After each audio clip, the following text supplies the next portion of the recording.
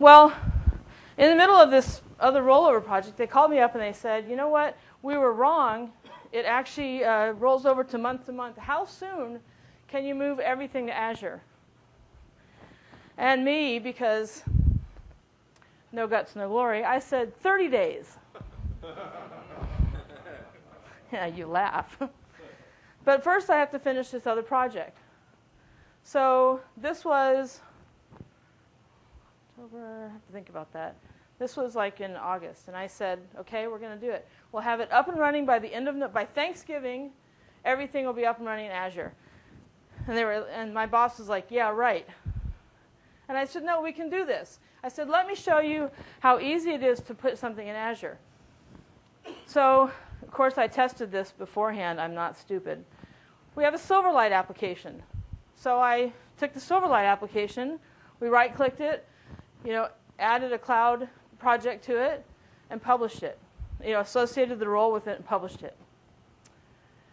Took the link from it and stuck it in the place where we use it, and it pops up and works like a charm. And he's like, oh my God, really? And I said, yes, really. I said, the entire website will take, half an hour. So, and the rest of them couldn't possibly be that hard. Sales job, right? And he said, okay, so the die was cast. So over the next 3 months, that's what we did. Now, being a developer, I would never miss an opportunity to upgrade my code to the newest version, right? And everything was in .NET 2.0 ASMX web services. We had tons of web services, tons of database stuff. So we wrote everything in WCF. It's all .NET 4. We migrated the database to SQL Azure. We put everything in production on November 2nd. I worked 1,000 hours of overtime in 3 months. Hit my date, though. So the cost savings, when we first started looking at it, we estimated everything. We just put everything in medium instances because we really didn't know, and we were in a hurry to get it done. And it turned out that our estimates were wrong. Actually, it saved us more than we expected. The entire cost savings on the first run was 80%. So it reduced our infrastructure costs by 80%, and our burn rate for our entire company, the infrastructure costs were about 15% of the burn rate, and it dropped it to 3%. So it was significant. It was a very significant change. So off the top of my head, I will give you free tips about migrating to Windows Azure. First of all, never miss an opportunity to upgrade, which I already said. The second tip is we use a SQL Server migration wizard to migrate to SQL Azure, which worked very well for us. We have a couple of tables that are very, very large, and it took a very, very long time to migrate them, but it worked. We had to shut everything down while we did all the migrations. But about 3 or 4 days after we went in production, I'm feeling very proud of myself, right? I'm going to save up this money. We went in production. Let's look at the diagnostics, because I'm anal retentive, and we write a lot of diagnostics, a lot of trace diagnostics. What's working, what's not working, any exception gets logged.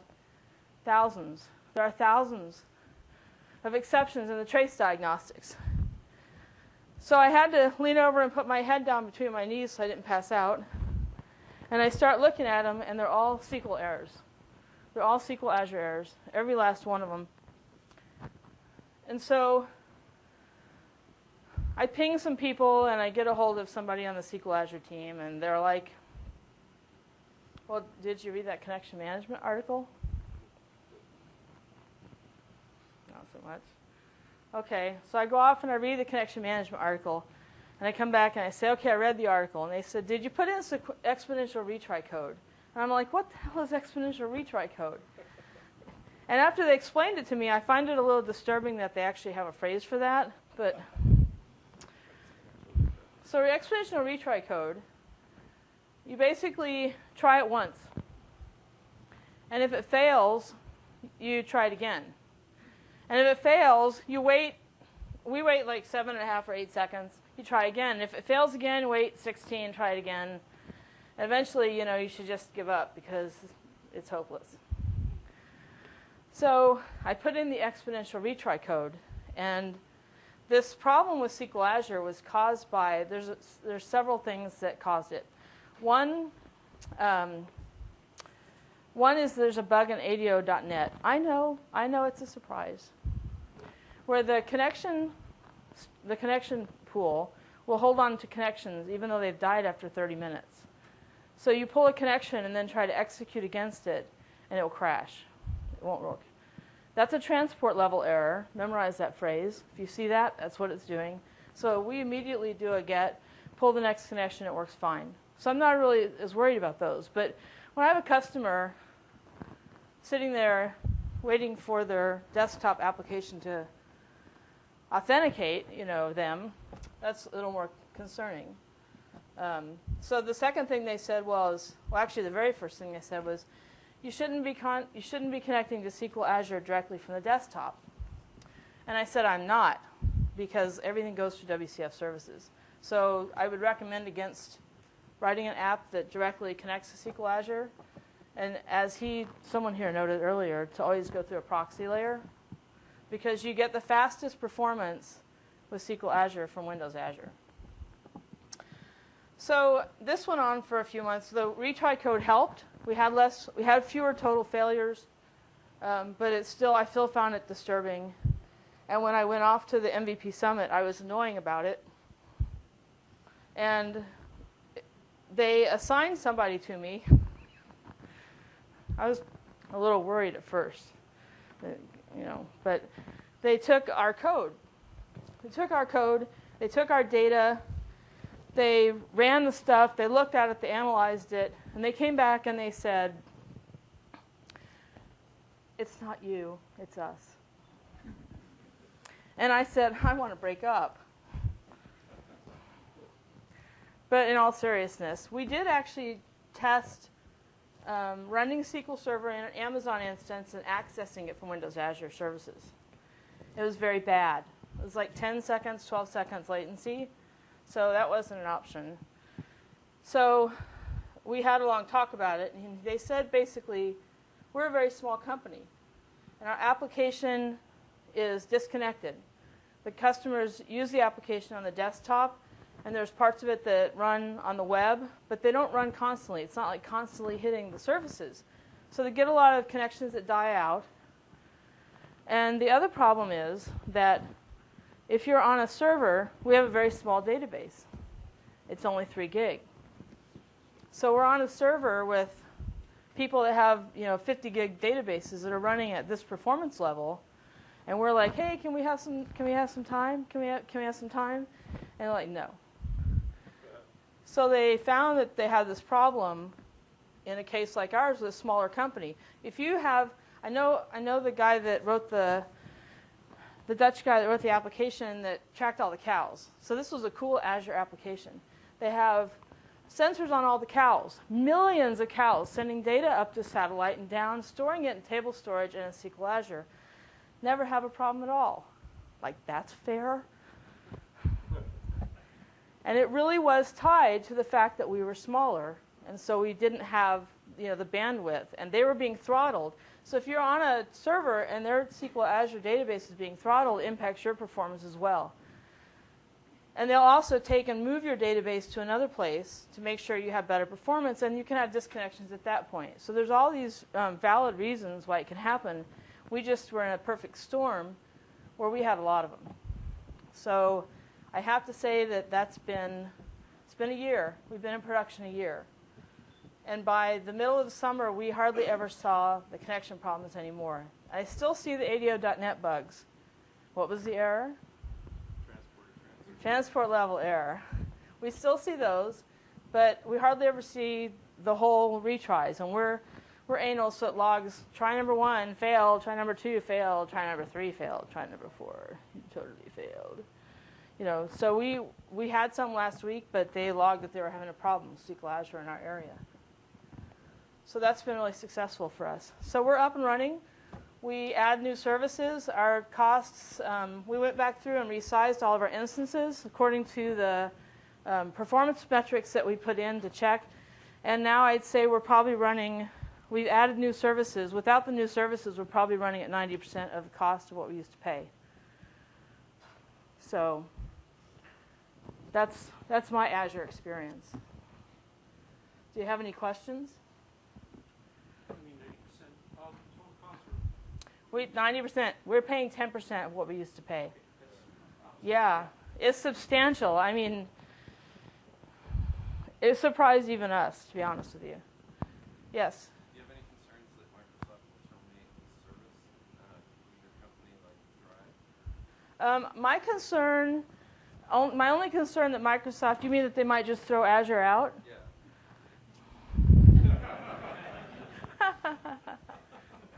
Okay, so I was asked this question from my manager, the head of our company, and I said no. For one thing, Microsoft has put billions of dollars into this, right? Not like millions, not like the Zoom. Sorry. Right? Billions and billions, like Carl Sagan. So they're not going to just desert it. They're not going to call you up one day and say, you know what? We've changed our minds. We're going to turn you off. Now, we could forget to pay them. It's a different matter altogether. But no, I'm not concerned about that. The other thing you have to realize is if you look at the way the code is done, so if you look like at our website and the things that we migrated like that, there's nothing in the website except the diagnostics. There's nothing in our website that's Azure dependent. We can take out the uses of the configuration stuff, stick them in the web config and change the code, and put it on an Amazon instance. It'll work fine. And WCF services, the code is the same. It's what features you use that makes a difference on how easy it is to migrate out of Azure. So the WCF services, they use the configurations. We're now using blob storage. We're using Azure CDN more. So you have to find another use for that. But I'm not really worried about it. So the other piece of advice I would give you, I'm sorry about this, Microsoft. Just because it works in the development fabric does not mean it will work in the cloud. Okay? Just telling you. 80%, maybe 85%. And the other question I get a lot is how do we back up our SQL Azure database? How many people want to know how we back up our SQL Azure database? Oh, yes, we do. We use Redgate tools to sync our SQL Azure database with an instance of SQL Server and back up the SQL Server database. The SQL Server runs in Amazon. Sorry. We'll move it someday when we can back it up. So this is my information and my email address and my blog. If you have any questions or you want to talk to me, just send me an email. Thank you, Robin. Excellent. Robin, that was awesome. Just a couple notes on the backup stuff. Two things that are coming. Redgate has just shipped a implementation of their backup software that uses the SQL Azure import-export service that I was demoing this morning. Have you guys tried that yet? We have not, but we did get the email, and we are looking at it. Awesome. And we still have some bugs to work out of that, but it's going well so far. But yes. You want me to use something buggy with my production data? This is not production. This is a CTP. Exactly my point. So the other piece of this is we will, in the fairly near future, enable a point-in-time restore. I've heard that. So you'll be able to essentially turn a feature on that says, okay, I'm going to have this window of time, and you can have a little slider that says, restore my database as of this point in time. Okay, so that is something that we're working on pretty hard, and will be coming sometime in the near future. So help is coming for backup. But I really am looking forward to that because we'd like to get rid of our Amazon instances. Yep. We use one for TFS and one for SQL Server. And there's the other thing that's now available in the Azure platform is Right. TFS in Azure, right? Yeah, and we're looking at TFS Yep, right now. that's so. cool. So, and then the other thing, Robin had pulled me up earlier because I had painted an overly rosy picture of our connection management. But everything that Robin said about that is absolutely correct. And there is an awesome article on SQLcat.com on the exponential retry logic that she tries. You have to engineer your connection error handling in a much more robust way than maybe you were used to for your on-premise application. So that was really good information. Thank you very much. You have to. Yep, absolutely. Question. I have a question.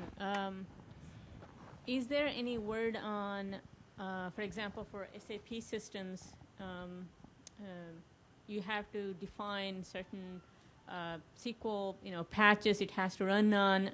So is there basically? I think it comes down to whether it supports Azure supports IaaS. I mean, it's like right now there are only pre-configured SQL servers and stuff like that. Is there a way to define that? I'm going to, because I don't want to hijack the MVP presentations. It's an awesome question. It's a completely valid question. And I'm going to ask you if we can take it offline and chat about it. Sure. Because it's a very long and wordy and hand-waving answer. We've been looking into it, and we haven't gotten any answers for sure. So yeah, so let's chat. Okay? Thank you. Okay, excellent. So the final presenter of today, his name is Mr. Neil McKenzie. He is probably the most well-versed person here to answer questions. He does this voluntarily on the forums. He's a very humble man, so I won't brag too much in front of him. He'll blush. But he's got his awesome book that he just authored. And if you have some interesting questions, Neil is an encyclopedia on Azure, so please feel free. I know I'm setting the stage a little high for you, but go for it, Neil. How do I click this thing? Let's put it in your pocket. This guy right here. Broke it.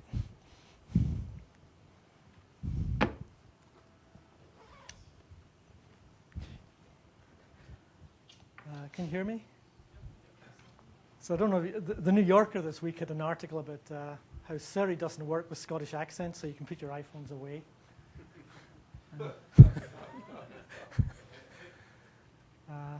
I don't have any great story about Azure, but I thought I would answer some of the points that came up earlier on. So the connection management that Robin alluded to, the Windows Azure Customer Advisory Team has released a transient connection handling framework. You can download and use it against SQL Azure, Service Bus, and table storage. So that's definitely worth looking at. In fact, their blog, the Windows Azure Customer Advisory Team blog, is really worth looking at. They have some tons of good stuff, and it's really hardcore. And it does address things like the connection management, so you don't need to write your own exponential stuff. You don't need to write your own. It's easy to use. They use extension methods. You can just pretty much plug and play. There's actually a thing in my book showing you how to do it. But if you look in their blog, they have tons of examples how to do it. Someone else asked about the what's it called? Oh, auto-scaling kind of stuff. And the Patterns and Practices team has just released in beta the Wasabi package that you can implement to do sort of auto-scaling. So you can download it from their website, try it out, and it'll do sort of auto-scaling. You can configure it to look at kind of different times of day, different days of the week, different days of the year, different performance measures, and scale up and scale down according to whatever configurations you've configured. Then you can change the configuration dynamically. There's PowerShell scripts to change the configuration. So if you want to do sort of a lot of auto-scaling yourself, you can use the Wasabi package. There's actually a company, Paraleap in Chicago, has got a Azure Watch product that they'll charge. I think it's 1 cent an instance hour or something, and you can just it pretty much works out of the box against your Azure services, and will do auto scaling for you. They have a web UI you can configure to do auto scaling. So you can either do it yourself using the Wasabi package. You can use the Azure Watch to do it. There was something else I could talk. One of the things that gets a lot of short shrift, I think, is the App Fabric team. They're doing a lot of great stuff for developers these days. Because I think the core Windows Azure platform from a development perspective is pretty much stable. The storage team doesn't really do many, there's not many new APIs coming out, but the App Fabric team is doing a lot of new stuff. That's not to say the Windows Azure team is doing nothing. A lot of the stuff coming out of there is things like Connect, the more macroscopic management, the traffic manager stuff, the Windows Azure Connect, more higher level services to make your hosted services work better. But the App Fabric team's done good stuff. And like last month, they released their pub sub thing, the topics and queues, and that Wade alluded to briefly. And he kind of only really just touched on the topics and subscriptions, which is a really powerful feature. And what happens there is you can have a service that pumps a whole bundle of messages into a topic, and you can have multiple different subscriptions listening to that topic, each of them saying different sets of messages from the topic. So one example I saw was a company that wants to download its sort of like a sales, it's like it's an inventory to many different clients. So in different parts of the country, they might want to see different parts of the inventory, but the company can just pour the whole inventory into a topic, and different parts of the country can have different subscriptions. So there can be a West subscription, a Central subscription, an East subscription, and they're filtered to only see the bits relevant to them, even though the central company just pumps the whole thing in. So it really allows a lot of that kind of thing, where features where different subscribers see different parts of the message stream. And so it's a really powerful thing that Wade really just he didn't have time, he just skipped over the topics and subscriptions, but you should definitely look at that. It's a very powerful addition to the Windows Azure platform. And it's the queuing side of the App Fabric queuing's got different semantics and a different purpose than the Azure Storage queuing. The Azure Storage queuing, if you're doing a web role and a work role, it's a very convenient one to use. And it's simple and easy to use and fits in with the regular storage capabilities. Whereas the topics and queues stuff, the topic subscriptions and queues is a much more fully featured messaging subsystem. So if you want a lot more sophisticated messaging, that's the way to go. The pricing's not available yet since they haven't done it, so it's hard to compare on a pricing basis. But so it's nice to see that they have got different capabilities, significantly different capabilities and semantics, etc. So it's definitely worth looking at what's coming out of the App Fabric team, the whole service bus and the topics and queues. And I think that's it. Chat, I am quiet. Did you write the replacement for Yahoo IM? You could do Twitter, but I don't know how much it would cost. I think that's it from me. Questions, anybody? Any tough questions that left unanswered today? Neil, I have a question. So let's say I have some questions. I want to get them answered. You're always moderating the forums. How does that work? Well, there's probably two places, at least, that people go. So there's the MSDN forums. I think it's quite good. The team frequently, Steve Marks here, answers questions. Okay, I don't know if now he's moved into a new job, if he's as part of his remit anymore. He used to. You answer more than I do. Yeah. So Steve and the team, you'll see people coming in, like the storage team. People will answer questions. If it's something hard and obscure that's not documented, you'll get Jay Haridas coming in and answering the questions. So things like that. It's a powerful feature. Other places, Stack Overflow. I don't really go to Stack Overflow myself. I mainly focus on the Windows Azure forums. I know a lot of people use Stack Overflow. So between these two places, I think you've got a lot of venues for asking questions and getting them answered. As long as you just ask in one place. People get upset if you ask the question in both places. Especially if you take the answer from one and answer it on the other, then you get really... Yep. Neil, when you go to estimate the cost of a new application on Azure, what tool do you use to where I make the do that, estimate? I think there's a cost of ownership, total cost of ownership modeling thing on the Windows Azure website. That's probably your best place to go. I think you can plug in number of users and stuff like that and estimated traffic, and they'll come up with some estimate. So it's on the website, on the Azure website somewhere. It's like the total cost of ownership wizard or something. Or just ask Robin. Are you going to be around tomorrow, Neil? Yeah. So I'm hoping everyone's around tomorrow. We got a final question over here in the corner. I want to get everyone out in a timely manner. Hi, Neil.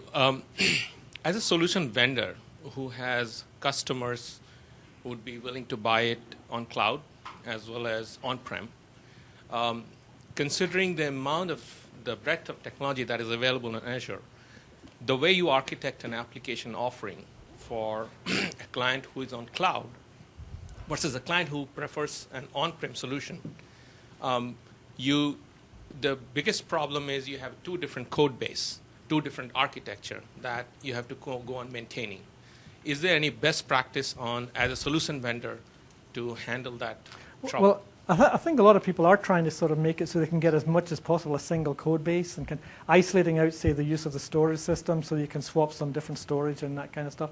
People are looking quite hard at trying to make a single code base as much as possible, I think. Yeah, so you've still got to do it. It's going to be a perennial. It's going to be a perennial problem. One issue is, for example, that the regular server systems, the on-client systems, are on roughly a 2 or 3 year cadence for releases, whereas the cloud is on a 3 monthly cadence. So like SQL Azure is getting releases every 3 months with new features. And so getting pure feature equivalent is going to be difficult. It's probably never really going to happen. And you really probably don't want it. If the Windows Azure platform had a 3 year release cycle, it would be dead within a year or something.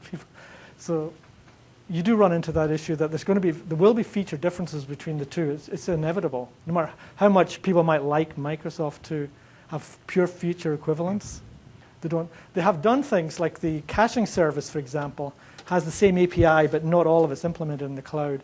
So like the caching regions on the Windows Server App Fabric caching's got regions that you can have different parts of the cache in different regions and do searches inside the regions. That feature's not implemented in the cloud at this point, but the API is the same. You can actually make the calls and it'll fail. But so it's actually quite hard, I think, for Microsoft to get pure feature equivalence across the two. So as developers, I guess we just have to sort of try and abstract out the bits where we can and where there are feature differences and try and make them swappable. But a lot of people are working hard on looking at that. Actually, Neil, just in case there are any others that don't understand why there's a difference in code base, just to see if your answer, if I understand, is it because of the cadence? Is it because of the different code bases, because of the change in Azure? Well, there's some issues like SQL Server and SQL Azure. So SQL Server's got a whole bundle of stuff to do with file management, where different parts of your database are stored, like your indexes on this disk, your data's on that disk. And SQL Azure doesn't do any of that. You have no control at all over file locations in SQL Azure, and you probably never will. Because there's the whole issue with platform as a service is trying to get all of that low-level management out of the picture. So I think there never will be pure. I don't work for Microsoft. So I'm not committing anyone to anything at that point. If he said it, it'd be different. But it's like. One architectural pattern we're seeing a lot of traction with is CQRS, the command query responsibility pattern. So that might be a place to look in terms of loosely coupled, abstracted ways to do things. So that's what we kind of need in this space. There's not a lot of architecture books on the topic today. So any book authors thinking about a great topic, architecture in the cloud. So with that said, if you don't mind, I want to get everyone out on time. We have some prizes to give away. I want to thank all the speakers. Thank you, Neil. Thank you, Robin.